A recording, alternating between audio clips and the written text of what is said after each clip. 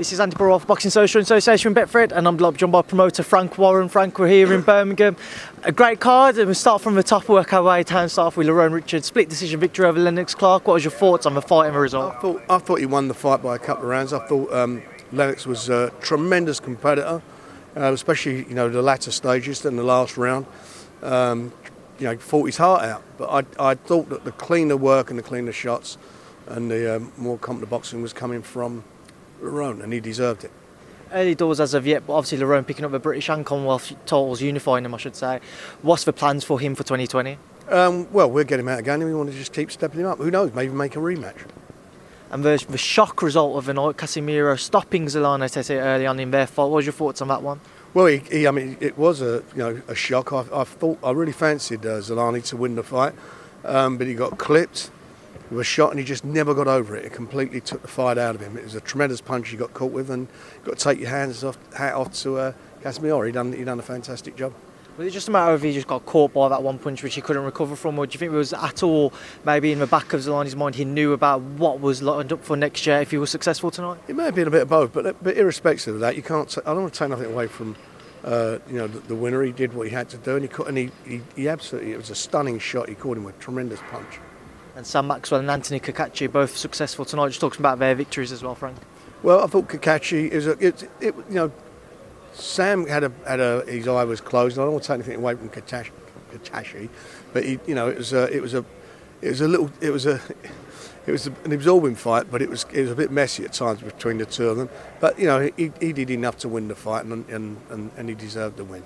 And Sam Maxwell also victorious with another stoppage win.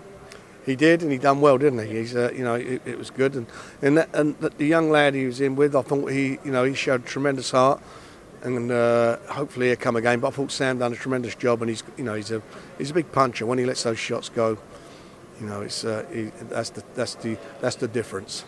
A couple of quick things away from his card. I just wanted to get your opinions on last weekend. Deontay Wilder's 7th round stoppage victory over Ruiz-Ortiz. What was your thoughts on his performance and victory, Frank? His performance is what he does all the time. When it comes down to it, he pulls that big punch out the bag, even when he's behind, and he was behind, in my opinion, in the fight. But he's a dangerous man. At any time, he can explode a bomb on you, and it's exactly what he did against Ortiz. That obviously lines up that rematch with Tyson Fury for next year. When can we expect to see progress being made with regards to announcements, etc.? Well, I'm hoping it's going to be announced fairly soon. Some discussions going on at the moment, and hopefully we'll get somewhere in the next week or so. Obviously, next weekend we see Ruiz-Joshua 2 out in Saudi Arabia. What are your thoughts on that one, Frank? Well, I think I don't know what he can do any different, Anthony Joshua. I look at the fight and I think that Ruiz took the fight at 5 weeks' notice. He took AJ's best shot, got off the floor, took the fighter to him, and AJ couldn't cope with him with his fast hands, with his footwork, and also with his power.